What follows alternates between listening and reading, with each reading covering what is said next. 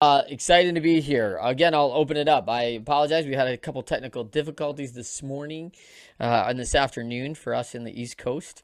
So I am Trent Clark, CEO of Leadershipity, serial entrepreneur, international speaker, longtime coach in professional baseball. Most people know me because I spent coached in 3 different World Series, and excited to welcome you to the show. Winners find a way. Today is my guest, Arturo Gomez. Say hello, Arturo. How you doing, Trent, and everybody out there listening? Very excited to be here today. Trent, as you know, I'm insanely passionate about, I would say fanatical about leadership. Yeah, and I think the other thing that we share is we are both fanatical about mentorship. That's right. Yeah, and a Yeah. lot of people, we're going to talk a little bit about that today because that's just a topic that's near and dear to both Arturo and my heart. But what people really should know about Arturo, well, before I get into Arturo, hold on. Yeah. If you're listening to the show and this is the first time you've ever tuned in, we talk about, have you ever, personally, have you ever faced a time, stiff adversity, felt like losses are mounting and you need to find a better way? What worked in the past hasn't worked. I think you've come to the right place. We talk to a lot of successful individuals, and guess what? Successful individuals have gone through some serious challenges, and Arturo's no different. He's going to talk about some of those things about getting knocked down and how he came back and diversification. I mean, that's a huge one for me with you. But this is the perfect podcast for you, and I'm super excited to welcome Arturo. And if you're listening for the first time, I'm going to interview Arturo for a bit, and I'm going to have a little time for Q&A. So if you have something and you'd like to bring that up, you can certainly do that, and love to hear some questions. So here are a few highlights I jotted down, Arturo, about you. And first of all, we're both Michiganders, right? No, I know. Yeah. A lot So of greatness coming from the yeah, state of Michigan. that's right. A lot of greatness. So U of M grad, grew up in Lansing. You want to explain that a little bit? Because, do your high school friends still talk to you? Because, when you're a Lansing kid, like the entire Michigan State campus is like shadowing your high school, and Yeah, you chose Michigan. that's right. I had to, it felt like the right thing to do in order to get a little bit of distance and separation from my Yes. parents at the time. Yes. Okay. I love it. I love it. By the way, for us who are Michiganders, it is not an easy task to get into the University of Michigan when you go to high school Yeah, inside the state. They have a selection process that actually works against us as in-state residents. yeah. So they don't favor it. They actually favor an international and an out-of-state student, and they have a unique concept of that in the public school market, which is one to its own, which Michigan has many unique requirements and unique things of their own. But I would just say, Arturo, first of all, hands off, because the only way I was going to Michigan was on a baseball scholarship. It was never going to be through my academics. And my understanding is you earned it. Is that right? Well, I'd like to think I did. As soon as I went into high school, or as soon as I went into Michigan, I was playing club soccer, but there was no scholarships for that. And at the time, the MLS actually didn't even exist. So professional soccer wasn't even an option at the time. But yeah, it was a pure academic play, and was a tremendous school, and some of the best 4 years of my life there at Michigan. Yeah, Ann Arbor, Michigan. So biology, Latin American study. Arturo Gomez, Latin American studies probably wasn't way off the radar. Talk a little bit about Yeah. why you chose that. I think that there was a big portion of my history, my legacy in terms of where my parents came from, and what that all meant to me. That kind of drove a portion of that. The other thing is that I wanted to have some options, in the back of my mind. Even though I was really more science focused, in the back of my mind, I wanted to have some options, perhaps if I wanted to relocate to Latin America. And so I thought that bringing in some of that background was going to be a good idea. And it actually ended up being, I mean, it was like a an English and history major. I mean, it was not really. The assumption was that you had already mastered the language at that point in time. So I mean, it was, for my senior, some of my senior classes. I mean, we were writing 25, 26 page papers in what needed to be absolutely fluid and fluent Spanish. So it was tough. Wow. Yeah, Yeah, yeah, yeah. yeah, By the yeah. way, It was I tough. got to hang out with you for like a week because I'm in Spain next month, and I don't know much of anything, right? I know chicken scratch Yeah, baseball slang, right? I'm awful, yeah, so it's going to be a challenge. But let's talk a little bit about um, you are a hospitality guru, but you're a diversification guru too, and you own a hospitality group with Rocket Ranch. I mean, with Billy Deck. I mean, if people haven't heard of that, they've never been to Chicago because these are massive restaurants that are just the where to go, the where you have to go eat. It's the who, and Sunda's one of my favorites, right? So fabulous place. You've got nightlife development inside that, management, a lot of things on that side. Then you've got a marketing company with Evolve. yeah, yeah. Evoke. Yeah. Oh, I'm sorry, Evoke. I apologize. Yep. Evoke. Yeah. No worries. And then you've got, of course, your luxury transportation group in Big Game Air and Triumph Jets. Yeah. Yeah. So it's, somebody asked me the other day, they said, you seem like you're in a couple, really different pots. I said, actually, they're very, very similar and they're very closely tied. I mean, everything that I do and everything that I've done is around experience. Mm-hmm. It's around this concept or idea that I am insanely passionate, fundamentally about just putting smiles on people's faces. And so, the things that I do are really revolve. I mean, there's a lot of background to them, and there's a lot of financial business acumen that's really necessary. But fundamentally, that all those businesses create experience. Yeah. Yes. I've experienced a number of those businesses Yeah, and they're awesome, right? And by the way, they put a smile on my face, so thank you. good. So the standout for I love this belief. Arturo's belief is that a leader is only as strong as his team or her team, evident in the dedication, compassion, and certainly commitment to mentorship for you, Arturo. Why don't you speak to that for a second? I think from a very young age, I felt a real deep altruistic behavioral urge to really help people around me. And again, I think when you really boil down to really my fundamental purpose, I'm here to serve, and it's not really I don't exclude myself in that service, because I think that everybody should have some component of the things that they do that really comes back to you. But I love helping people, and I love seeing people reach their potential. I mean, that's what motivates me on a daily basis. Okay. Love it. So I say, Arturo and I are friends, but I ask you and Yeah, say, hey, Arturo, come on my show. Winners find a way. yeah. Why is that important to you? Why do you agree to that? Well, I agree to it because, one, I love the conversation that you and I have. I think it's enlightening for me, but I also I love what you're doing. I love the fact anybody that's out there that really truly is diving into the depth of what leadership and coaching and mentorship can be, I think is fantastic. I think that's the future. I think that if more people were actually really looking at opportunities to coach, to mentor, to help, that we would be a much better society. And I think Mm, that there's going to be people now, and there's people that have been there in the past, and there'll be there people in the future that will leave a longer standing legacy by the things that they do through leadership, coaching, and mentoring. yeah, you were this fabulous soccer player in high school, and I but wouldn't say fabulous. I worked but my tail off, they and didn't I call you tried. Messi. They didn't call you, Yeah, like it's a little early for Messi probably, but maybe Pele, maybe I don't know how yeah, far back I got to go for yeah, me, but like it's way back. Um, But when I think about our schooling, and you and I grew up an hour apart. I'm a Battle Creek yeah. kid, right? And I many a nights I played ball games and two state championships actually in Lansing, and Awesome.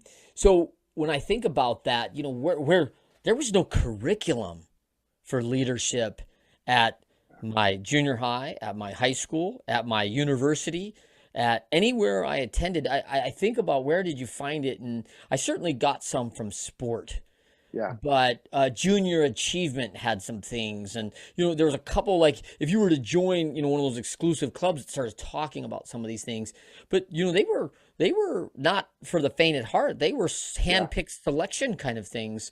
And I don't know if I would have qualified, right? And so how about you? I mean, if we're going to change this and change that Yeah. sentiment, if this is going to be really our mantra for growth, where is it in our educational process? Yeah. I mean, I think you're right. I think, listen, I think when you and I were growing up, it was the leadership as a concept really wasn't discussed, broad the way that it is discussed today. It was just kind of one of those things that leaders appeared or they were nurtured in some way, shape, or form by somebody who cared and somebody that was there. And a lot of the times it was coaches because that's where a lot, kids that were dedicated to sport were spending a ton of time with their coaches, and they were getting some, coaching from them. But I think we all get it from different pieces as young men and women. And I certainly now can look at things that I took from both of my parents, that are fundamental pieces of who I am today. Mm. And I think that there was certainly things that I learned from coaches in the athletic spectrum. 100%. I was a very challenging kid and I say that because I was really very high energy, and I would lose concentration and lose sight with people that I needed to be entertained and evolved. And so there were some teachers and some coaches that really understood what made me work and understood how to challenge me and really how to evolve me as a person. Yeah. And there were some that didn't, and that I never connected with them. And they probably thought this kid is going to go on to do nothing. And Yeah. that relationship and that connection just wasn't a memorable one. And Mm. so the people that really had big impact on me were the individuals that worked hard to get into my head, to Mm. get into my mind. Yeah. And it was those individuals, men and women, that really left a lasting impression on me, and kind of started the base layer of what would become a lifelong passion for leadership. And what I love about this is a great segue to your show. Yeah. Arturo and his friend Rob Cressy, two world beaters in this society, I'll tell you, they lead a podcast called Leadership DNA. And I love that segue to that because, we do have a DNA style, and my style's not like your style. And, Rob's style is different. And so is Trisha and Dina and everyone else. And we have different ways we learn and all these things. And how, as coaches, do we lean in and learn that? I think is a huge valuable lesson that I agree with you. And I think back, as soon as you said that, I thought about, man, I don't think about those coaches I didn't connect with very well, but Right. I could imagine them going, that kid's not gonna amount to squat. Like he can't focus on anything, right? Like, whatever Right. my issue was at the moment, Yeah. right? And he's too driven. Like the intensity's too high or whatever. He's gonna falter because it just won't work. Because I think what the mantra is, because he's not like me. And Right. and how many leaders have made that error so long, going, you know what I need? If we're really going to turn this over to someone right, they probably ought to be just like me. Like, wait, what? Yeah. I don't know how many interviews I've had where I've been in an interview and I've got a young person, relatively fresh out of school, going, sitting across from you, Arturo, going, yeah, Arturo, yeah, yeah, that's what I think too. Yes, yes, yes, yes, man, right over here. And I have had to stop these interviews 20 minutes and go, hey, listen, Brian, is there going to be an original thought? Because if you think just like I do, one of us isn't needed here, and since I own the joint, it's probably you, right? Like, so how do you want this to go? And it's like, man, it hit kids like, whoa, I was coached up to just be like, yeah, agreeable. And that's not what leaders are looking for at all. Yeah. Right? Yeah. No, totally. I mean, listen, I think that people that are leaders are individuals, and they stand, as a representation of their very specific imprint that they're going to leave on this planet. And so no two leaders are the same. But I think that there are fundamentals, and there are things that resonate to me across the leadership spectrum that great leaders share in common, right? So, and some of those things are really just very basic, fundamental things. I mean, connecting with people and understanding how to anticipate, emotion and being very in touch with EQ is something that I think is, you and I know, and I think you specifically know because you've created a whole enterprise around leadership development, that it can be trained, it can be trained, it can be coached. You can open doors for people. You can create some real understanding and awareness of how leadership can be obtained. I think that the people, though, that have had great ease in leadership, I should refrain from saying it's easy because it's not easy. I think that there's some people that are really born with just they have like a sixth sense, and they are in tune with people. They can read them, because leadership is about convincing, coaching, mentoring. But the convincing part is sometimes having to give more of yourself in order to be able to get that person to dive into what you're trying to do. And so you have to be very in tune with what people are feeling to be able to do it. So, and I think that a lot of that is born. I think it can 100% be coached, because I've seen it. I've been a benefactor of my hard work, my coaching, and my mentoring in terms of the development of future leaders. But I would say that there's some people that have come out of the box as younger leaders early on, and you see them on the field. You see these kids that will do anything for their team. They understand when somebody else is hurt. They understand when they gotta take it up 10 notches because they got to carry the team on their back.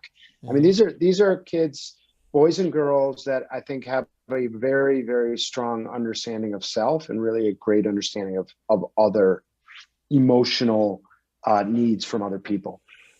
Wow, love that. And I just, it's funny because I just posted this morning on Fun Story Friday. I hiked up Camelback Mountain last week while I was in Arizona. And I used to be a guide, right? I used to lead that hike when I was in the 20s, Oh, wow. for people coming out of the Camelback Inn from Marriott, famed 5-star, 5-diamond hotel, right? And I was a youngin' and just learning, but I also took that back to when I was a kid. And I really thought about that responsibility I had as a top performer, and how my teammates were looking to me, and my parents made me own that responsibility pretty soon. Like, hey, your team needs you this weekend. Are you getting enough rest? Are you preparing for what's about to happen, doing your workouts? Are you thinking about who you're playing? And my dad was the ultimate coach, right? He was a coach for me a long time. And yeah, I just thought, like, wow, there was a lot more to it. Now, looking back on that, I learned a lot of lessons about others. I think at that young age, it was a lot about me. and I don't know how much I was. I knew the value of the team. I wonder if I could, hold up a mirror if I looked enough into others at that age, for sure. Yeah. And I mean, there's something about leadership that I've, Rob and I have talked about it on some separate podcasts, but when people think about or talk about the word, vanity, right? You think of it as a real bad connotation, but yeah, people that are really strong leaders, I think there's a certain amount of vanity that they have to them, because if you don't care about yourself to the umpteenth degree, you'll never ever make it as a leader. Because you have to be so individually strong in order to be able to give enough and literally more of yourself, because there's leaders around that, if they have a full tank in the morning, they're dumping the tank out and they're not really keeping much for themselves. They're just giving it. And so in order to be able to do that, you have to be so confident, strong, and madly in love with who you are to be able to do that.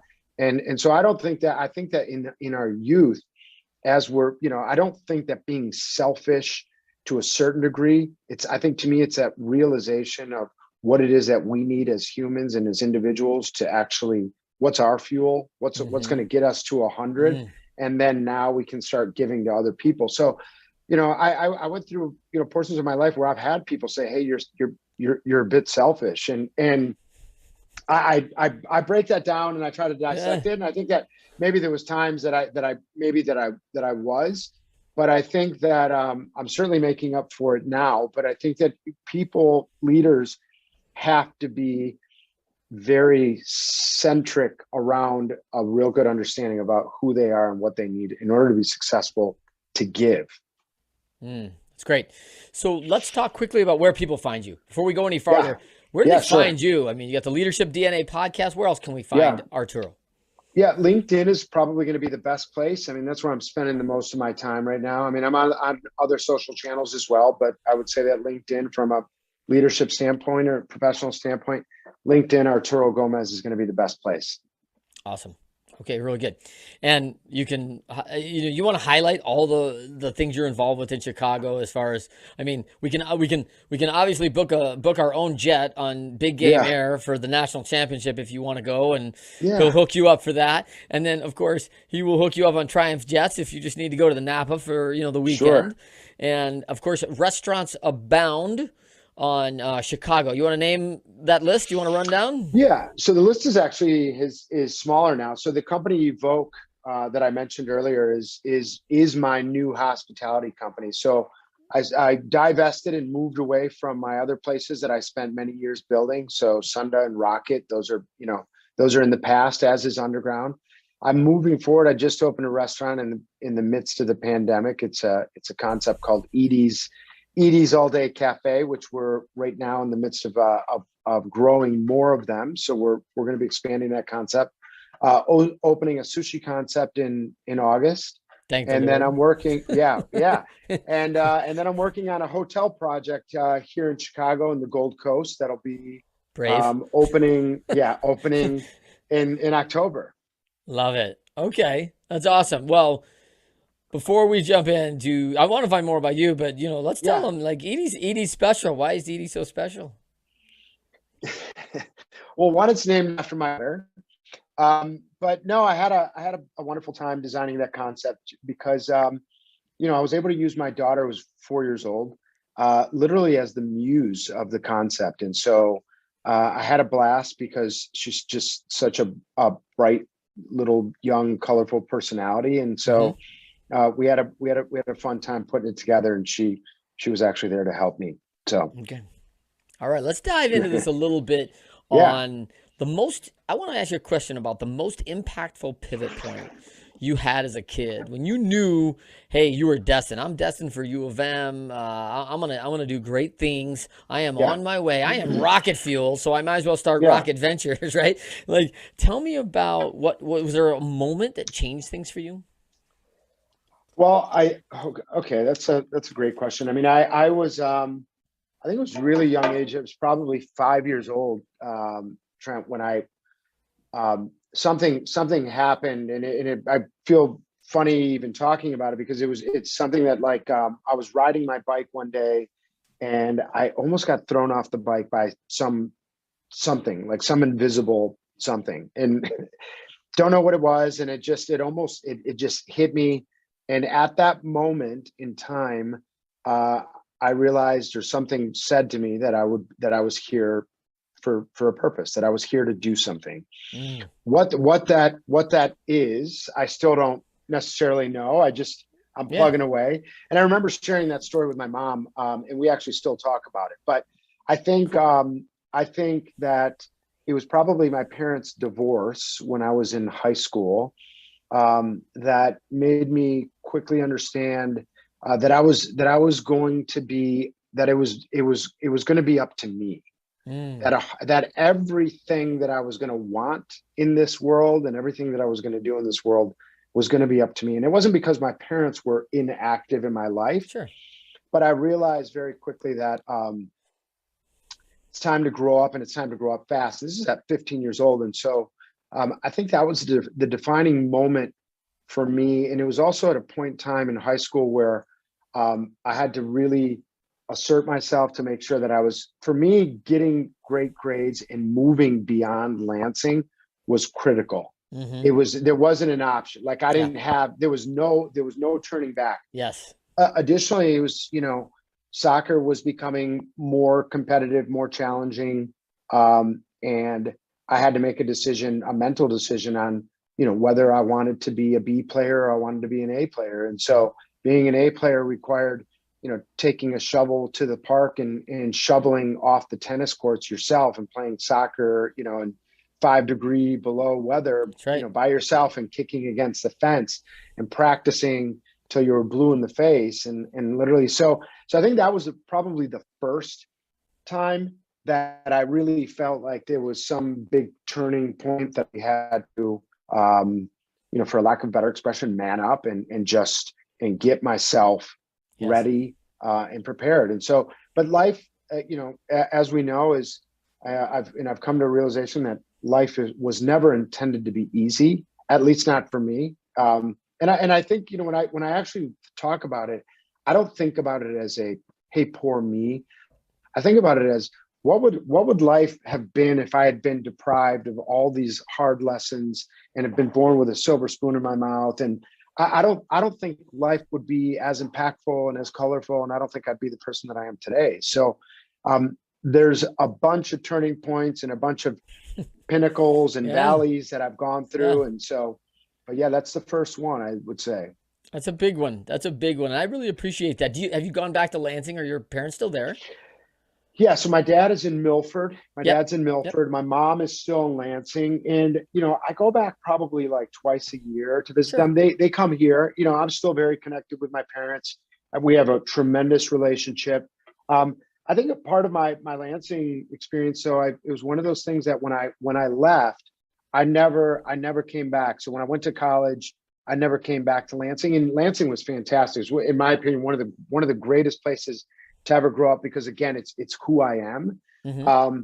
But I was always a move forward kind of guy. Mm-hmm. And as when I left, things became very critical parts of my legacy and of who I am, but nothing to dwell on and nothing to attach to. Mm. So I love that. And the reason I ask you that is because I share this sentiment with you.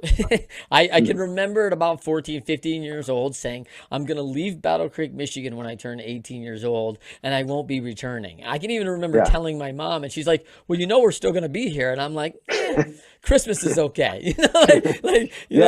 I was like steadfast. The world was this big thing, and, and it's a big blue ball, and I'm going to see all of it, and quite frankly, I did, right? I set that in my mind, Arturo, and I got, all these teams to pay for it, right? Which is even better, because I really got a chance to visit it. And, but what I found is, like you, I found like what a great childhood I had, especially in talking to friends about the foundation that we had in Michigan, the opportunity, the safety, the things that were just there, and the foundational principles that people matter, family's important, and all those things. And I think it's why I came back, a few years ago. I mean, of course, I came back. I coached for the Tigers, but I wasn't here that long. I mean, but I've always enjoyed Michigan. I've owned a house up north, because having a northern house, a lake house in Michigan is a thing, right? Totally. And it is the Great Lakes state, so it is important. And I've owned one for 10 years now in Michigan, so I have been back.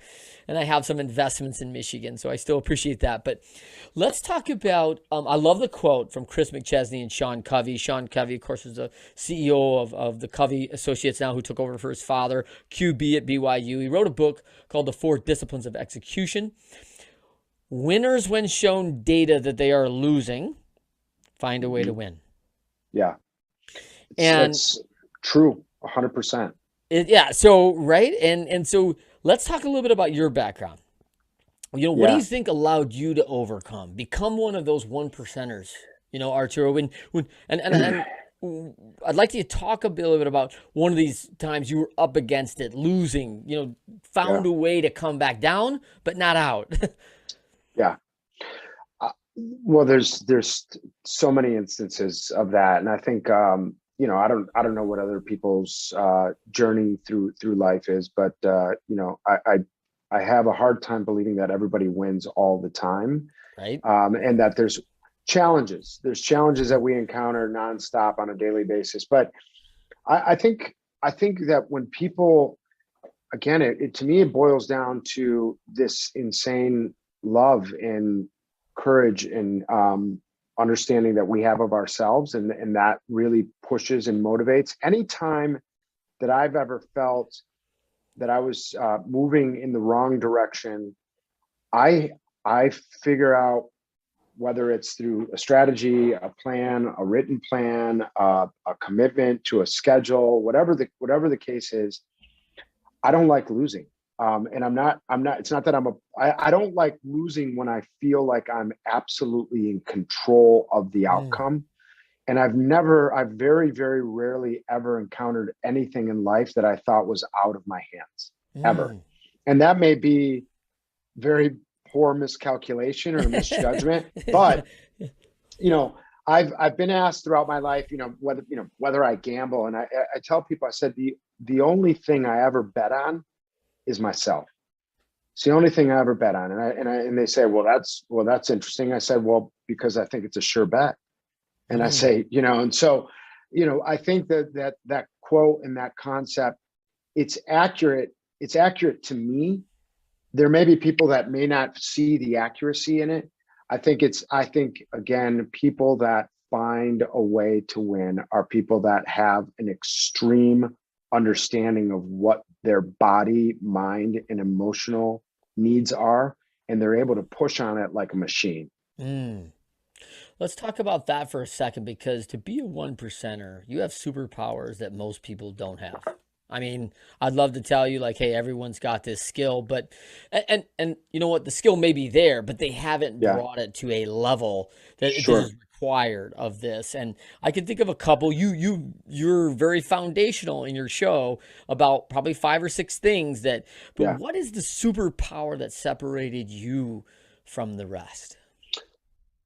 I think it's the desire to see how good, how great I could be. And again, not in an egotistical way. Like, I think that there's still so much on the table there's opportunity there. But I also think that there's this insatiable appetite, ambition that just, honestly, it is a burning fire that just burns. I mean, I try to, do the best that I can to take care of my body, but I sleep, 6 hours a night, and I feel pretty damn good about it. Like, I don't know that that's necessarily the healthiest route, but that's what my body needs. Hmm. And so, the people that are just gunning nonstop have this stamina that is crazy. And I've been around other people like it.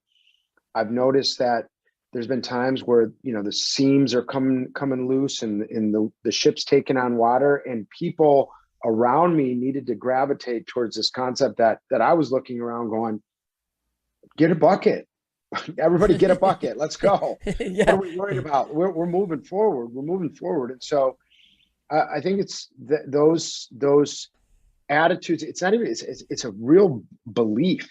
It is a belief system that allows you to keep going. And it's unique to leaders, but the leaders, this is conversation that you fill a room with a bunch of guys that are profound leaders. They're going to probably say very similar things, that they have this stamina and this fire that's burning inside of them that just doesn't want to go out. Yeah. Yeah, and I see that, and I think this is so important to people.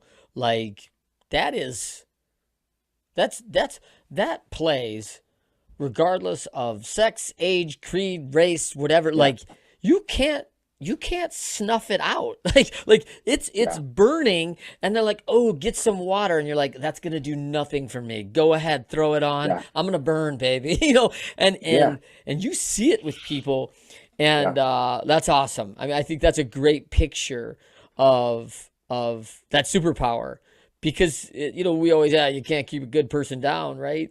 What is the one value, belief, or action that was kind of a go-to, or that you would yeah. recommend when things turn down for you, I mean, we've Mhm. seen it. I mean, I'm sure people, they've known you've come through some fires, right? Sure. And probably because, hey, listen, when you already got ambition fire going, you're like, hey, I'll just join the party, right? Like, Yeah, what are you gonna do? totally. Burn me with flames? I'm already on Yeah. fire. So, but what was that one thing that for you, like you said, go get a bucket? What's that one belief that you think was so critical or that you would recommend? Yeah. I mean, again, I think this is more the conversations that I'm having in my head. And one thing that I've always had, I grew up going to Catholic schools, and so there's quite a bit that uh, left an impression on me. Some good, some bad, but um, Right. so there was a saying that I learned very, very early, very young, and it was "Seek and you shall find." And Mm, and I, for my entire life, that has been very applicable in so many different ways, because it could be applied to a solution, it could be applied to really to anything. And so I've always been a very solution based individual. Like there is no option but to find the option, and another thing that just resonates inside is that failure is not an option, right? And mhm. so if you really truly believe in those things, then you find yourself pushing down the field to really, this may not look pretty, but it's not gonna look bad. So I just and I've been confronted with different situations, which was career pivotal points or challenges that I had with in a mentorship programs that I've run, Hmm. and you have to understand at what level you have to commit, and most often it's at the highest level. Yeah. Okay, let's talk a little bit about before we go to the Q&A. First of Yeah. all, like this has been awesome. Like thanks so much. I mean, Thank you. I know our listeners like they see the value in every one of our episodes because I have Yeah. some just great folks on the show, and every time, I mean, I'll tell you what excites me, Arturo, is like I can go back during my workouts and listen to our talk, and I Yeah. get nuggets again. Like, ooh, I didn't even think about that in that way because I'm thinking about the Yeah. next question.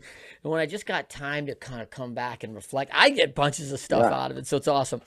Good. Um, so enjoyed learning about our different that ambition, that drive, that seek and you will find, and just keep finding that. When you say seek and you will find, I always think about that old exercise we did where water finds a way. We talk about the leaks in the house, Yeah. right? Like there's always that. Yeah. Oh, guess what? It'll move to a path of least Yeah. resistance and it'll get its way Totally. through.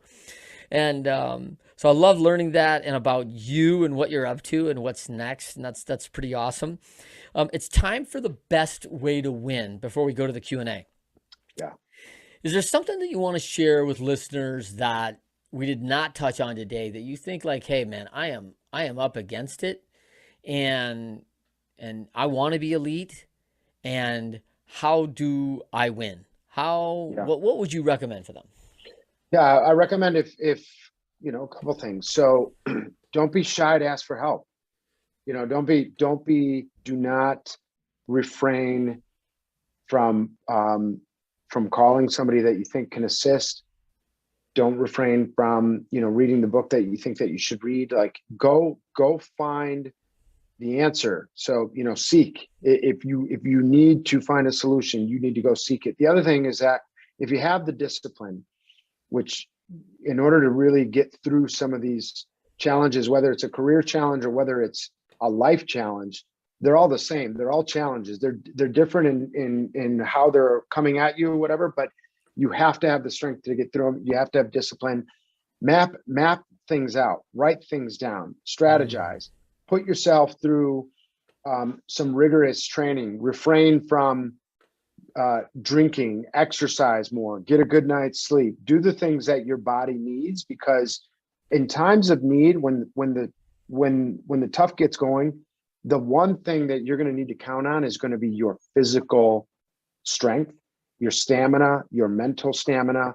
And so you have to clear all the other shit out of the way. excuse my language, but you're going to Yeah. have to clear the mess out of the way, eat right, sleep right, treat your brain right. And you'll find that there's an emotional balance that comes with those things that really will bring some clarity and some strength. So find some help, ask some questions, go to the closest person that you think may have the answer. If not, find it, get online, do whatever you have to do, but also just map it out, write things down, write where when you write things down, you can oftentimes find the key, find the door, find the loophole, find how you're going to get through that wall.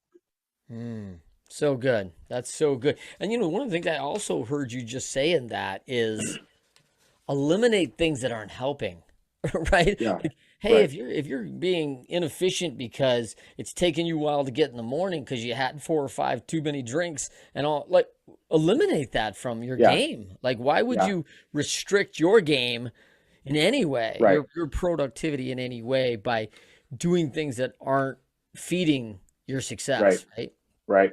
I love that. Okay, let's go to a few questions here. My first one is, what values are you practicing and even developing that made you change the way you see things, or your perspective in life? What are some of those key values, that those value lessons that you've held on to, and they're standards for you? They're like lines in the Yeah. sand, like, don't cross them, or it's go time, right? Yeah. Um, I believe in just fundamentally being a good person. I mean, it's again, referencing my time in private Catholic schools. I think, there's now I would say I'm more of a philosophically more of a Eastern kind of philosophy kind of guy, but I think being a human is the fundamentals. That's it. My values are centered around making sure that the people around me are okay. Like it's always I love being in pressure situations because I love helping and I love making people around me better. And I do that because I generally have a real true love for humanity. I mean, I think it's why it's for me, it's why I'm here. you know Mm. so but yeah, I think what it boils down to it is honesty, integrity, and really believing in just the fundamental things that can make people great humans. Mm. Okay, love it. You gotta use one of those big itty words, right? That Yeah. and Yeah. unfortunately, people throw it around like it's nothing. But integrity is no joke, Yeah. right? You can't throw that as a punchline, right? And we're Right. we're we're back to a few good men, right? Like, but integrity is one of those words, like, everyone knows when it's said. It's like, Yeah. oh, like, Yeah. the conversation has just gone from here to here, and now we're going to talk Yeah. about something serious, right? It's so humility. I mean, we talked about that, Mm. in our last, but because humility to me is where the wall, as a leader, the walls start coming down. Obviously, integrity, you have to have integrity, but humility to me is insanely, it has much more power because humility allows you to get into other people's heads, and you're getting into other people's heads not for any other reason other than to help them. Mm. And people, when they don't see somebody as an individual that is very humble, then you're automatically on defense. Like, what does this person want? Or screw that person or whatever. Like when you have somebody that is insanely humble and there's a lot of humility, that person they can knock down walls quickly because they put people at ease. To me, humility is one of the more powerful traits and characteristics of leadership. Mm. Love it. All right. You've had a lot of success and won a lot. What's the best battle that you've conquered in your lifetime? Ooh, well,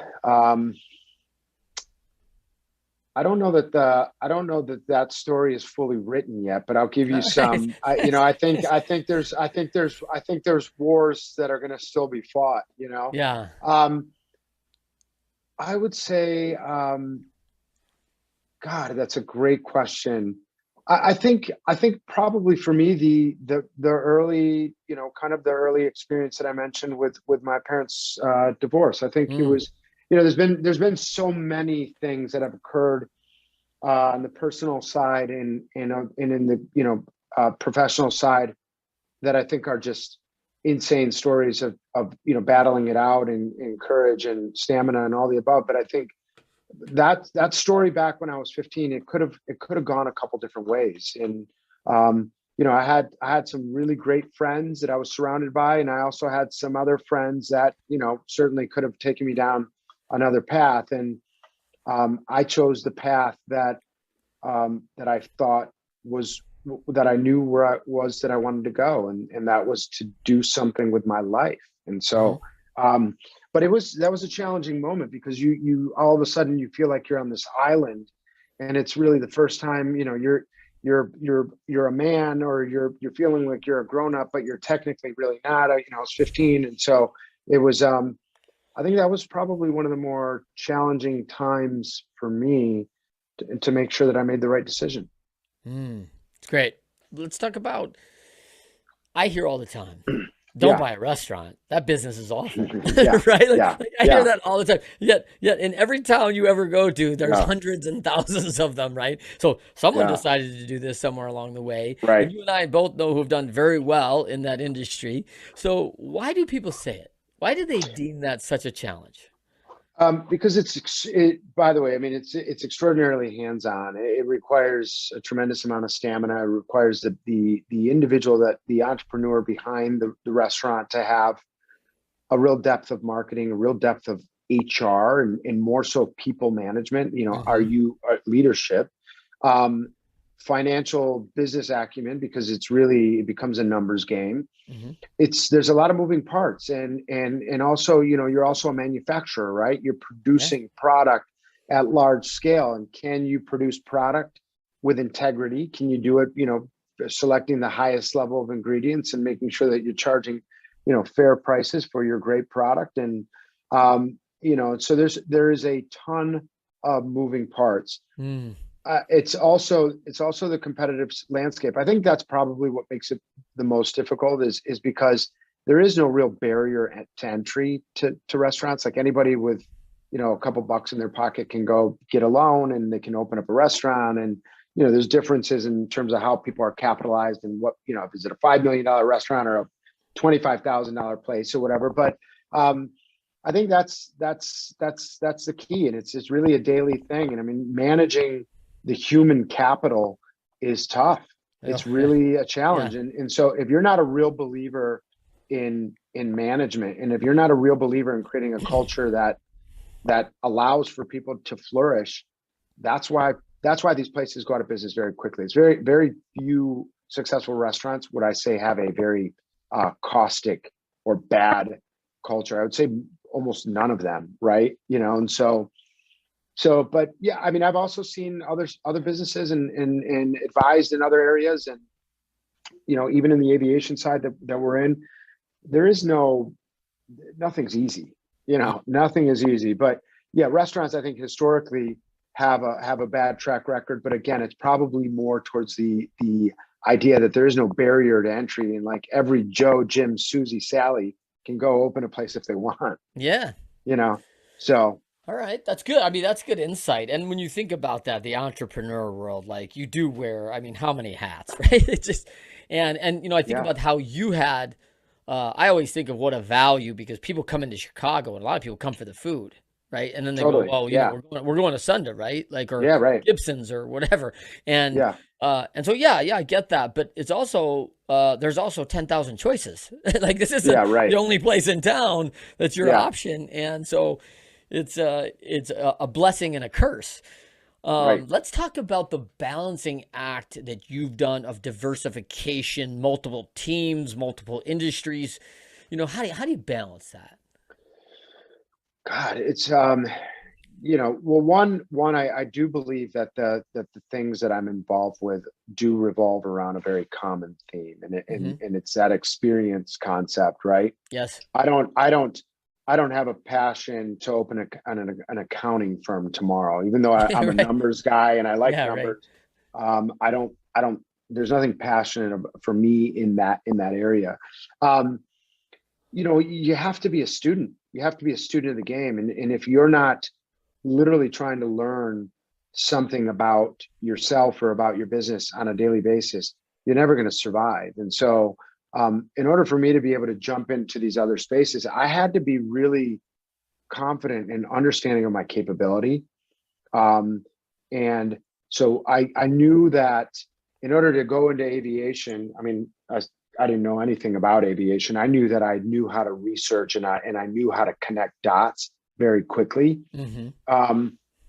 I also knew enough about, creating corporate structure, creating branding and marketing and PR and all the things that I think are actually fundamental to entrepreneurs. And so I had some real confidence going into these different industries. And again, part of it is that part close tied to the quote that I said, that the only thing that I bet on is myself. Because I knew going into those projects that I wasn't going to be outworked, and that I was going to find answers, and that I was going to seek things out, and that I was going to try to find the best people, and that I was also going to approach these new relationships in this industry with humility, and that I was going to be the first person to shake people's hands, remember people's names, follow up emails, and do all the above. And that, all those things count. Every one of those things count. People want to do business with good people. And so I'm a big believer in that. And, I was at the time. And so, but it is a tremendous amount of work. And sometimes you have to pivot very quickly in terms of, where your eyes are focused. I've gotten used to it. I have some great partners and I have great teammates that, nothing would exist without that. And so, and that's another thing. I mean, we have done a great job in our different businesses, ensuring that we have succession, and that we have some redundancy, and that we have individuals that can step to the plate in any time. And it may not be exactly the same, but it's going to be pretty damn close. One of those big itty words, sustainability, yeah, right? Totally. Like, how do I package that up? And I think, like, what I like your approach is you're coming in at the end in mind. Like, we have to think about how do we pivot the sustainability, setting up that structure properly, getting it in order, thinking about not only the intended consequences, which we're so good at, but what are the unintended consequences that may happen along the way, and preparing for those things, because that creates a sustainability. Because as we look at this, man, things happen, right? Like nothing proved that, like 2020, right? Like stuff is going to change. And so I love that those investments in all those 7, 8, 9 swim lanes. You just keep investing in the people, in the process, in the structure, in all these things, and teammates, right? And good. When you talk about, because your organization sounds dedicated, determined to help your people achieve success. What various organizations did to make sure that Arturo achieved success? University of Michigan did some things to help you achieve success. What else did some other things do? I think I've been asked that question quite a bit, Trent, and there are probably 4 or 5 people through my life that I think fall into that criteria. I'd also say, though, that I think that there was probably a real lack of individuals throughout my life that were willing to step to the plate.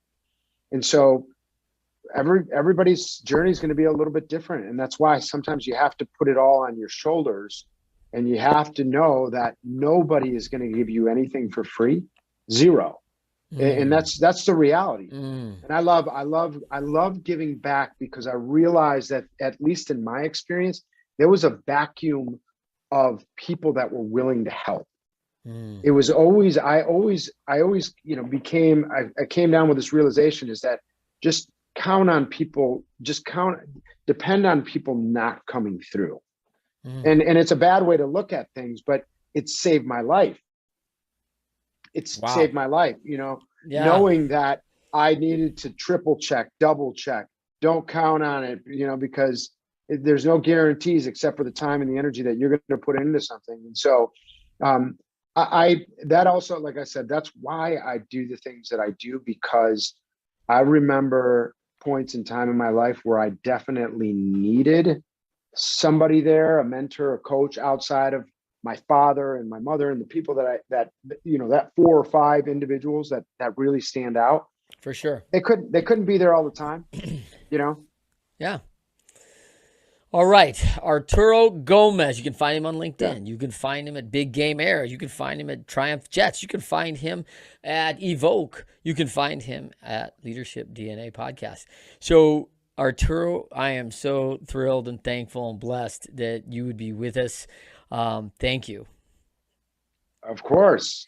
Such a pleasure, man. It is a pleasure, man. Anytime I spend time with you, it's awesome. For all of you, please follow the show on YouTube Live. Always rate us 5 stars. Subscribe to the channel. We are on Leadershipity, Trent M. Clark on all the social media markets: Instagram, Twitter, Facebook. We are mostly on LinkedIn as well. You can find us there, leadershipity.com. Look for our upcoming ebook, The Pyramid of Leadershipity, which we're all excited about. And today's episode, I hope you enjoyed it. Rate that 5 stars, of course. And then I'm going to finish with your verse, your quote, your go-to. Hey, man, when I've been kicked, when I've been knocked down, what are you going to go to that serves you? And I will give you a little time and not put you on the spot with this as you think through this, because as I thought about my time with you, Arturo, it really came back to me there's a lot of things that came back to me, but I really thought about a Bible verse. I was reading through the other day, thinking about our time together that we've had in the past and looking forward to our time together. And I thought of Ecclesiastes 11:2. Give portions to 7. Yes, to 8. For you do not know what disaster may come upon the land. Like, there will be trials, but you have diversified into concepts, into people, and structured that if one swim lane, all of a sudden the water drains out of that pool. Listen, we're not going to drown. We're not going to fall to the bottom, because there's 7 swim lanes that are full of water. It's going to hold us up. We're not going to capsize here, right? Because you've always been diligent about really involved in so many portions and giving portions of yourself, your time, your energy, your capital, your philanthropy, everything there. So I just thought of that about you.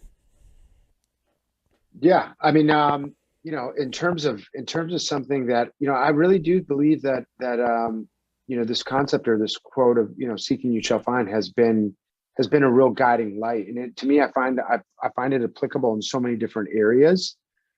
But at the end of the day, people just need to believe in themselves, and that is the core of what I think has driven me and has gotten me certainly where I am today, and certainly where I will be in the future. And for anybody that is listening today and that really believes in leadership and really is looking at it as a calling, our legacy in our life will be left by the people that we've evolved and that we've created in terms of leadership. It's not about our personal accomplishments. It's not about the amount of money in our bank accounts. It's about none of that. I think when it's all said and done, when people talk about Trent and they talk about Arturo, they're going to talk about, at least in my eyes, what I want is I want them to talk about how much I gave and the people that I impacted and created totally separate individual lives and success stories for them because of the time that I gave them. And so that's, to me, is the currency that I need to take me into wherever I'm going to go. Love it. Yeah. All right. Thank you so much. We're ending there. Thanks for listening. We see you on the next episode on Winners Find a Way with our guest, Nicole Donnelly. I don't know if you know Nicole Donnelly, but she is a serial entrepreneur. Some of you may recognize her from the X Games, as she had one of the most memorable spills of all time. And you want to talk about coming back. This was one of those ones, like, you don't want your parents to see on TV, this wreck, right? And because that as a parent, that absolute anxiety, fear of everything you've trained for, and all of a sudden this moment. So, but Nicole is an absolute treat and a gem, and she's going to be awesome. So she's here next Friday. Hope you'll join us. Arturo Gomez, as always, you are something special, my man, and I am so thankful and blessed that you could be with us. Until next time, we'll see you then.